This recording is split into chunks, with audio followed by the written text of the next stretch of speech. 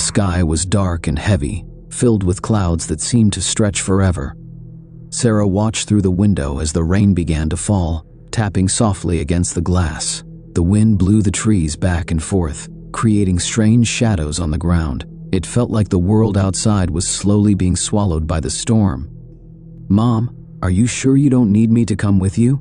Sarah called out to her mother as she stood in the hallway, holding her coat and purse. Her mom, busy with her last-minute packing, didn't seem to hear her.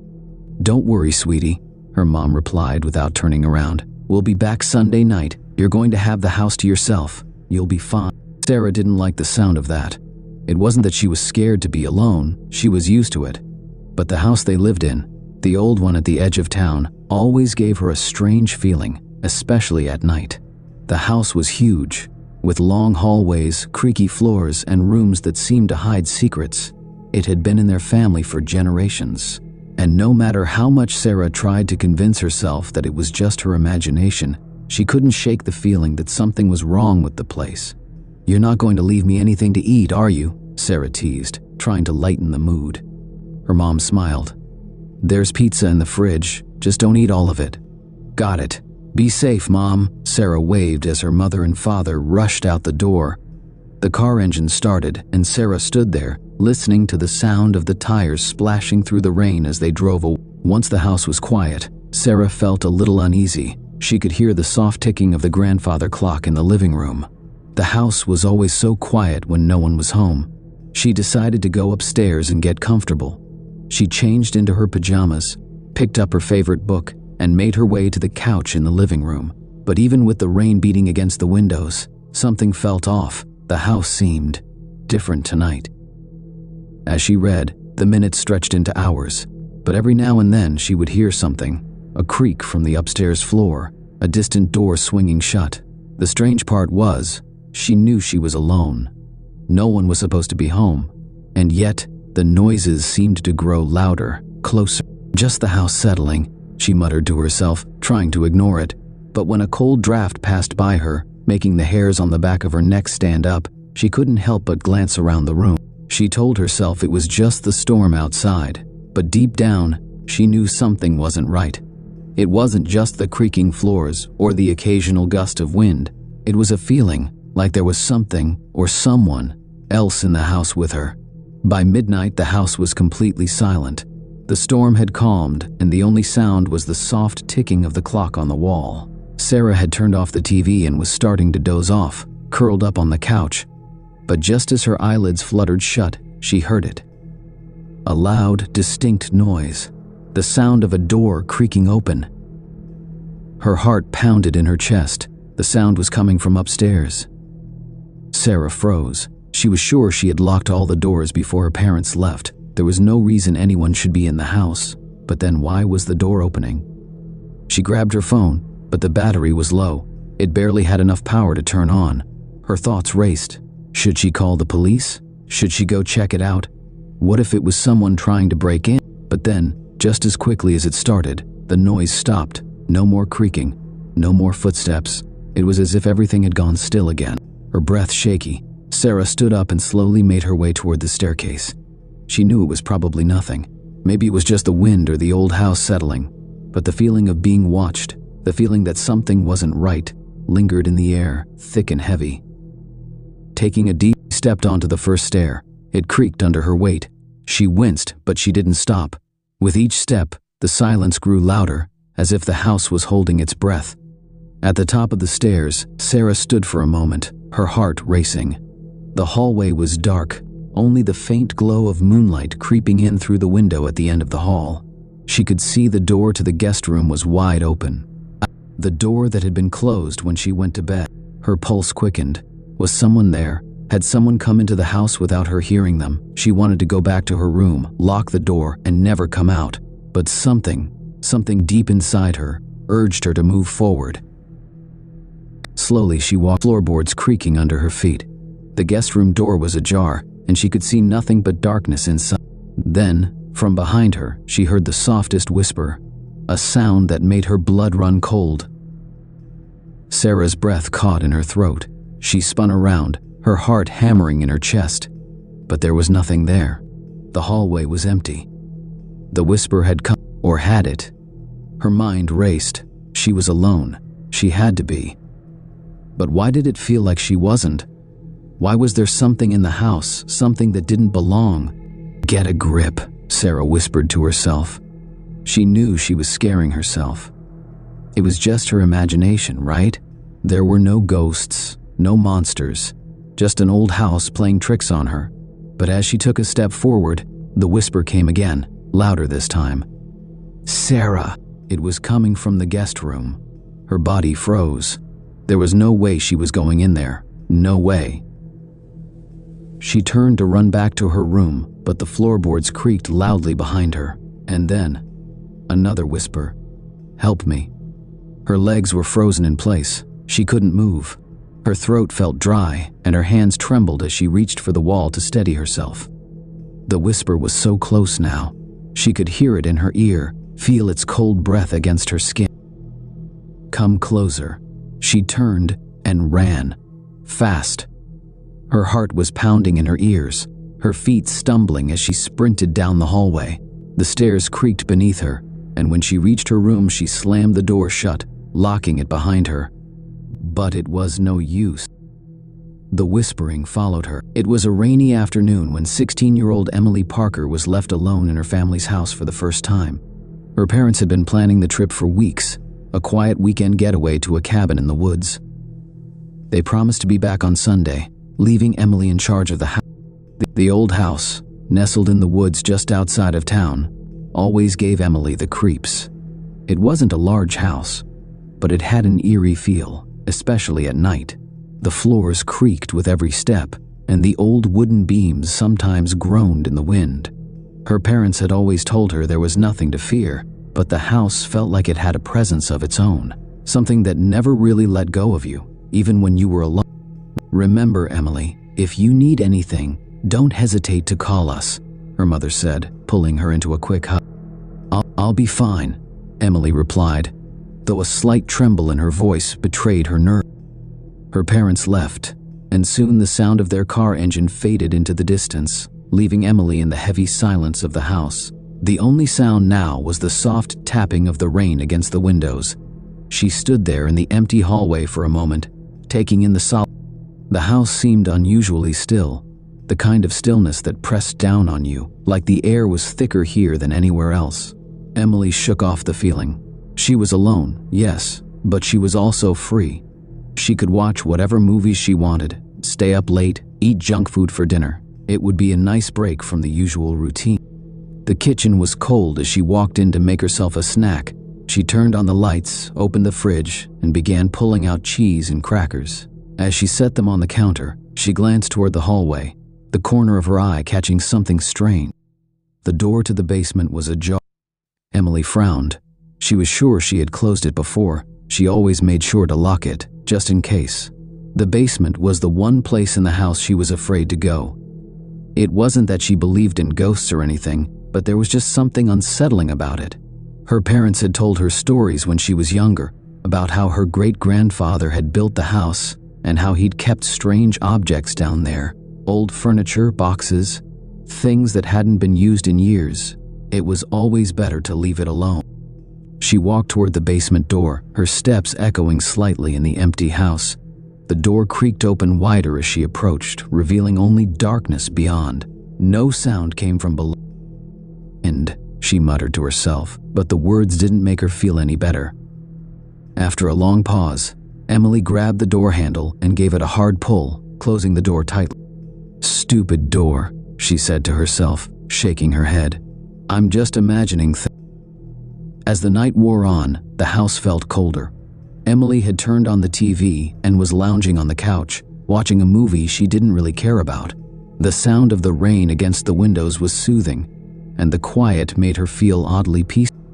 But then, she heard from upstairs. It was faint, almost imperceptible, but enough to make her pause. She turned the volume down on the TV and listened carefully. The house was old, so it was normal for it to make noises, especially when the temperature dropped. Still, she couldn't shake the feeling that something wasn't right. The creak came again, followed by a faint scraping. Emily's heart skipped a beat. The noise sounded like footsteps, but too slow, too deliberate.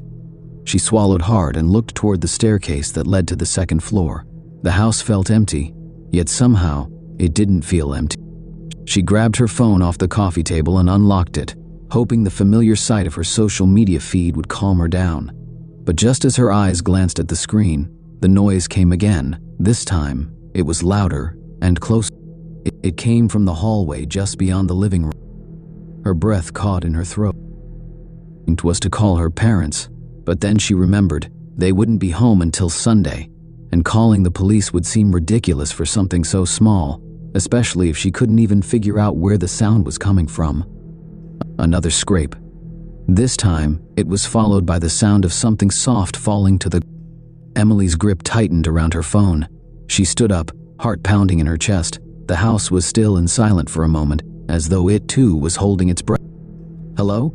she called out, trying to sound braver than she felt. "Is someone?" The only answer was the soft, hollow echo of her own voice. The house seemed to swallow it, leaving only the oppressive silence. Shaking her head, she walked toward the hallway. Her feet barely made a sound as she moved carefully, her eyes scanning every dark corner. The stairway loomed at the end of the hall, and she could see the shadows dancing across the wall from the faint light spilling in from the living room. But then, out of the corner of her eye, she noticed something. The basement door was open again. Her heart raced in her chest as she slowly turned her head toward the basement door. It was wide open, and she could just make out the darkness beyond, the same darkness she had closed away just an hour ago. A chill ran through her. She had been certain that she'd locked the door. In fact, she was sure of it. But now, it was open, as though someone or something had gone down there. Her breath caught in her throat. The door creaked as it shifted slightly, almost like it was being nudged by an unseen hand. Emily stepped forward. The idea of going to the basement filled her with dread, but she couldn't ignore the pull. The overwhelming need to understand what was happening. She needed answers. As she reached the basement door, her hand trembling, she paused. Something was down. She didn't know what, but she felt. Suddenly, the light above her flickered. It went out completely for a moment before blinking back to life. A sharp, cold gust of air rushed from the basement, hitting her in the face like an icy Something was wrong. She could feel it in her bones. And pulled the door open slowly. The darkness below was thick and oppressive, like a heavy weight pressing against her chest. Emily stepped forward and then froze. There, on the basement floor, was a single object, a small, old-fashioned locket, half buried in the dust. Her grandmother's. Emily stared at the locket, her heart pounding in her chest. The small silver pendant was half buried in the dust of the basement floor, its delicate chain tangled in the debris. It looked so out of place, something that belonged to another time, another life. But Emily recognized it immediately. It was her grandmother's locket. Her grandmother had passed away when Emily was just a little girl, but the memory of her was vivid. Emily's parents rarely talked about her, but she remembered the stories, how her grandmother had lived in the house before them, how she had been a bit strange, always talking about shadows in the corners, voices in the walls, and things that couldn't be explained. "Why would it be down here?" Emily whispered, her voice barely above a breath. She reached out slowly, her fingers trembling as she touched the cold metal of the locket. It felt heavier than it looked, as though it carried a weight far beyond its size. For a moment, she almost didn't want to open it, afraid of what she might find. But curiosity pushed her forward. With a soft click, the locket sprang open. Inside, there was nothing but an old photograph, a faded black and white image of her grandmother, but beside her, there was a man Emily had never seen before. He had dark eyes and a stern face, dressed in a style that looked like it belonged to the early 1900 seconds. There was something unsettling about his gaze, cold, almost predatory. Emily's breath caught in her throat. Who was this man? Why had he been important enough to be in her grandmother's locket? Her hands shook as she closed the locket and slipped it into her pocket, as though the photograph itself might come to life and leap out at her. "Okay, calm down. It's just an old photo," she told herself. But her voice sounded hollow, empty. Something in her gut told her there was more to this than she could understand. She stood still for a long moment, listening to the oppressive silence of the basement. The air around her felt thick, heavy, like something was watching her. She could almost hear her grandmother's voice echoing in her mind. "The house is not what it seems, Emily. Watch the wall." The walls. The thought sent a shiver down her spine. It was then that she heard it. A soft scraping sound from behind. Not the floorboards creaking, not the wind. Something. Emily spun around, but there was nothing. The basement was empty, save for the dust and forgotten things. The air felt cold, colder than it should have been down here. She glanced around, but the shadows seemed to shift, stretching unnaturally across the room. Was something that... Her pulse quickened, but she forced herself to take a step back toward the stairs. She wasn't going to find answers by standing there in the dark. She needed to get out, to think. Another noise. This time, louder. A thudding sound, followed by a low, guttural scrape against the floor, coming from the far corner of the basement. Emily froze, the hair on the back of her neck standing. It was like something, or someone, was moving in the shadow. Then, soft and eerie, like a whisper through the walls. It wasn't her name, but it sounded like it.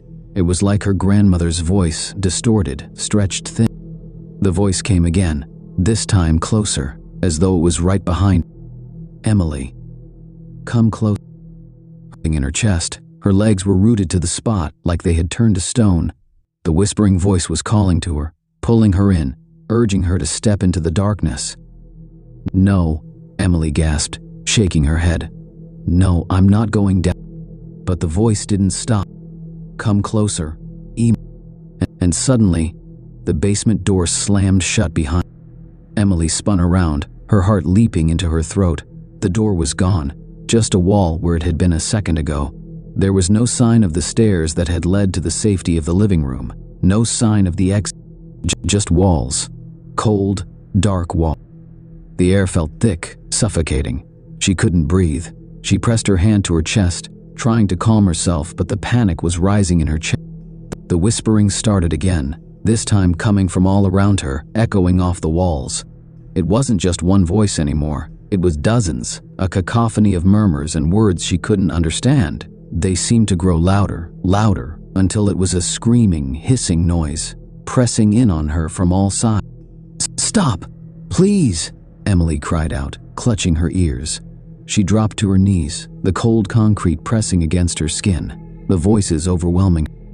Suddenly, there was a cold, clammy hand on her shoulder. It gripped her with icy fingers, and she froze in terror. She didn't dare turn around. Her mind screamed at her to move, but she couldn't. The hand was still there. It was there, and it was cold, so cold, like death itself. "Who are you?" Emily whispered, barely able to speak. The hand squeezed harder. The whispers turned into a laugh, low and menacing. "Emily." The sound of her name was like a dagger in her ear. It echoed in her head, and she couldn't escape it. She had to get out, but every part of her body was paralyzed with fear. Then, through the noise, Emily heard a new sound, a creak, a slow, deliberate creak, like something shifting beneath the floor. Something was moving. She slowly turned her head, her eyes darting toward the source of the noise. In the far corner of the basement, a shape began to form, a figure, tall and thin, slowly emerging from the shadows. Its movements were jerky, unnatural, like it wasn't quite sure how to move. Emily couldn't make out its face. The figure was cloaked in darkness, and yet she could feel its eyes on her, cold, hollow eyes. "Come closer, Emily." Forward. Emily scrambled backward, but her legs felt weak. She could barely move. The figure took another step, then another. The whispers surrounded her, growing louder, more insistent. "Emily, come." It was right in front of her now. Emily's breath caught in her throat as the thing leaned down, its icy breath brushing against her ear. And then it whispered, "You're not alone." Emily's heart pounded in her chest as the figure loomed closer. Her breath came in shallow gasps, her body frozen in terror. She couldn't move. She couldn't even scream. The cold presence of the figure wrapped around her like an invisible chain, binding her to the spot. It was as though the house itself had become alive, its walls closing in on her, the air growing thicker, suffocating. The thing in front of her was no longer a distant shadow, it was real. She could feel it now, could feel its icy fingers brushing against her skin, its presence in every corner of the room. The whispers intensified, overlapping, like a chorus of voices from every corner of the basement. "Come close. You belong." Touching her now. It was tall and thin, its features distorted and blurred, like it was made of smoke or shadow. She could feel its cold breath against her skin, its eyes boring into her. She wanted to look at its face, but every part of her screamed not to. She could sense that if she saw it fully, it would be the end. "No," she whispered through trembling lips, her voice barely audible over the cacophony of whispers. "Leave me alone." But the thing didn't stop. It bent down slowly, its movements like that of an ancient, twisted creature. "You cannot escape, Emily," it hissed, its voice deep and unsettling. "You are already part." Suddenly, there was a sharp, loud crack. The basement door, which had vanished just moments ago, slammed open with a thunderous bang, cutting through the suffocating air. Startled by the noise, Emily took a deep breath, her mind racing. She wasn't sure what was happening, but she had to get out. The whispers stopped. Everything was silent. The figure recoiled into the shadows, its form fading as though it was being swallowed by the darkness itself. Emily didn't wait to see if it would return. She ran. Her legs were shaky, but she pushed forward, bolting toward the open door, toward the faint light that now spilled from the living room above.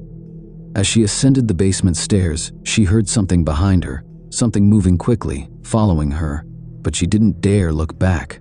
She reached the top of the stairs and slammed the door shut, locking it behind her with trembling hands. Her body felt like it was on fire. She could still hear the whispers in her head, the cold breath on her neck, but at least she was no longer in the basement. At least, she was no longer alone in the dark. She collapsed against the wall in the living room, gasping for air. What was that?" she whispered, her voice shaking. "What is going on?" The house was eerily quiet now, too quiet. But something felt different. Something had changed. The shadows seemed darker than before, and the air was thick with a tension she couldn't explain. Emily stayed in the living room for what felt like hours, her mind reeling, the locket, the voice, the figure in the basement. Everything felt connected, like the house was trying to tell her something. But she didn't know what. The figure's words echoed in her mind. "You belong here." She glanced over at the old family portraits on the wall. Her grandmother, her parents, and various relatives, all staring back at her with eyes that seemed too knowing, too watchful. Her grandmother's picture hung in the center, her face both kind and stern at the same time. Was her grandmother hiding something? Emily wondered. It was then that she noticed something strange. One of the portraits, a picture of her great-grandfather, was slightly askew. The frame looked older than the others, and the edges of the photograph had yellowed with age. She stood up and approached the wall, feeling a sense of dread wash over her. Slowly, she adjusted the frame, and when she did, she heard a soft click. Click. Emily blinked, her breath catching in her throat. The wall behind the portrait moved, revealing a narrow crack. What? With trembling fingers, she pushed on the wall, and it creaked open, revealing a hidden door that led to a small, dimly lit room. The room was filled with dust, cobwebs, and old, forgotten furniture. An eerie, musty smell lingered in the air.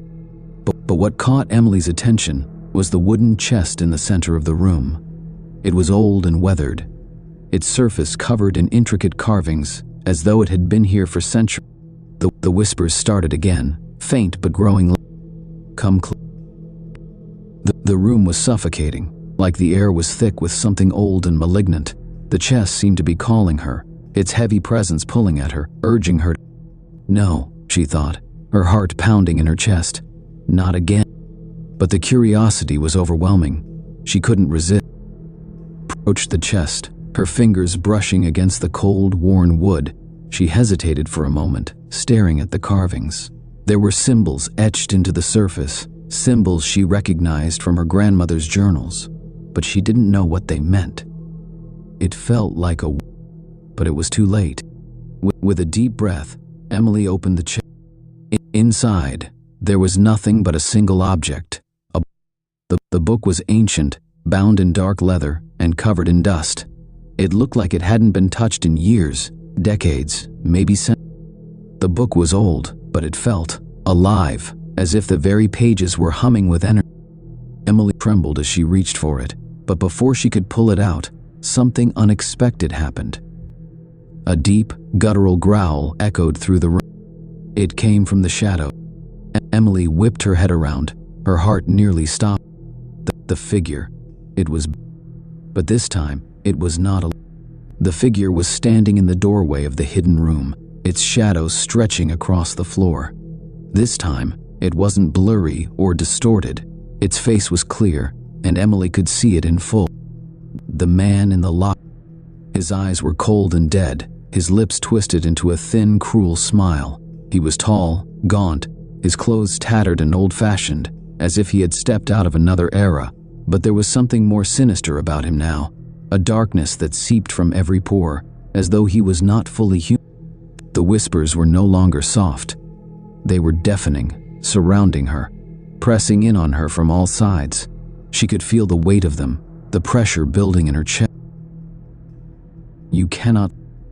The man took a step forward, his long fingers reaching out, each movement slow and the book still clutched in her hands. Her heart was racing.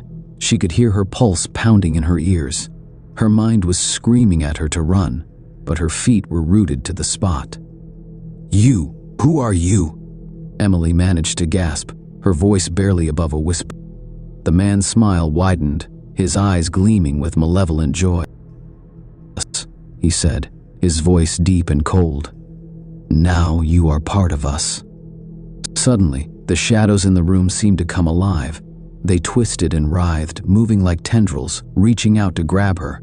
The temperature in the room dropped, and Emily felt the air grow thick, She had to get it. But the door behind her slammed shut with a deafening bang. The figure moved closer, his fingers brushing against the pages of the book. Emily was still. And then, with a chilling whisper, he spoke again. You can't escape, Emily. You belong here." Emily's heart raced in her chest as the shadows continued to grow, twisting and writhing around her. The figure in front of her took another step closer, his gaunt face a mask of cold malice. She felt the weight of the book in her hands, its dark leather cover cold as ice, as if it was alive and pulsing with the sinister energy that filled the room. Her fingers trembled around it, but she didn't let go. "You think you can stop us?" The figure sneered, his voice like gravel scraping against metal. He took another step forward, and the shadows seemed to follow him, creeping along the floor like living creatures. But Emily didn't feel like a victim anymore. She was beginning to understand what had been happening. The house, her family, the figure before her, everything had been connected by this cursed legacy, this dark force that had rooted itself deep in the wall. She looked at the book in her hands again. It was the key. The whispering voices in her head grew louder, but Emily pushed them aside. She had to focus. She had to she thought suddenly. Her grandmother's locket. It had to mean something. Her grandmother had known something. Maybe she had tried to fight it. She had hidden the book, the key to the curse, in this secret room because she knew that one day someone in the family would have to face. You cannot escape, Emily," the figure said again, his voice like a hiss. "You are part of us. You belong here." Emily stood taller, gripping the book tighter. Her mind raced as she remembered the whispers her grandmother had told her when she was young. "The house is alive, Emily," she recalled her grandmother's voice saying. "But you can make it stop. You just have to face it. The darkness feeds on fear, on silence, on isolation.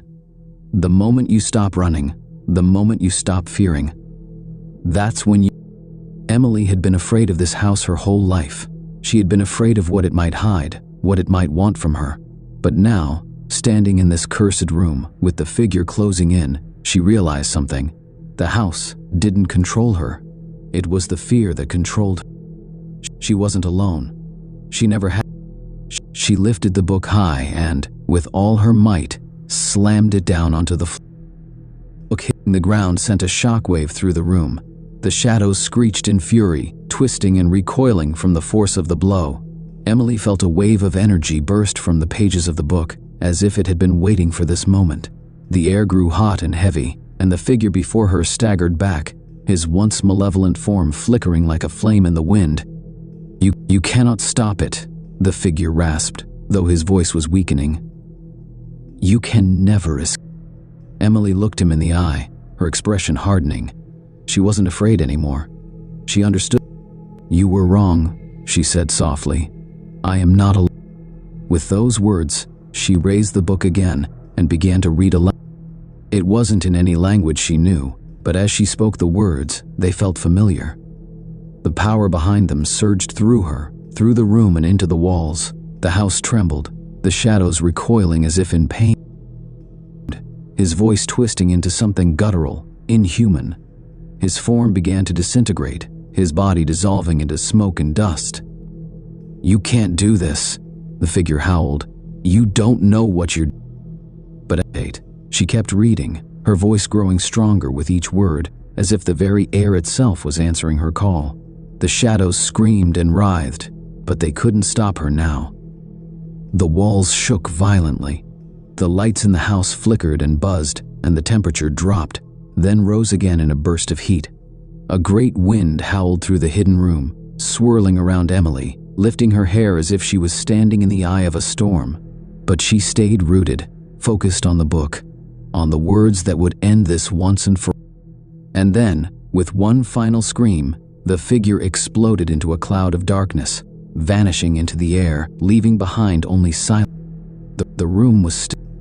The shadows that had once seemed alive now lay motionless against the walls. The whispers had stopped.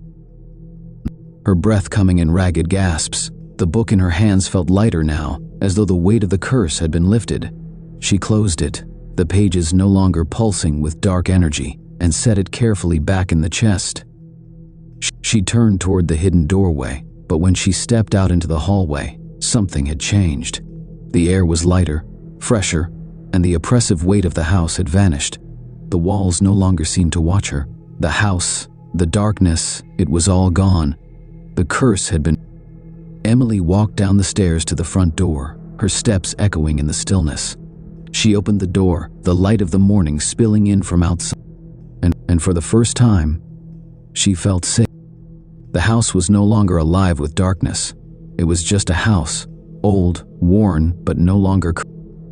As onto the porch, she looked back at the house one last time. She could feel the presence of her grandmother, her parents, even the ancestors who had once lived there. They were gone now. The darkness that had haunted them, that had haunted Emily, had finally been banished. She had won. And life slowly returned to normal for Emily. Her parents came back from their trip and were amazed to find the house so peaceful, without the strange, oppressive air that had once lingered. Emily never told them the full story, but she didn't need to. She knew the truth now. The house had tried to claim her, but she had fought back, and in doing so, she had not only freed herself, but freed her family from the curse that had bound them for generations. One evening, as she sat in the living room reading, she noticed something on the mantel, a photograph she hadn't seen before. It was of her grandmother, smiling, standing in front of the house, with the same locket around her neck. But there was something different about it now. The shadows that had once surrounded her grandmother were gone. The photo, like the house, was finally... Emily smiled and placed the photograph gently back on the shelf. In a long while, she felt completely at home.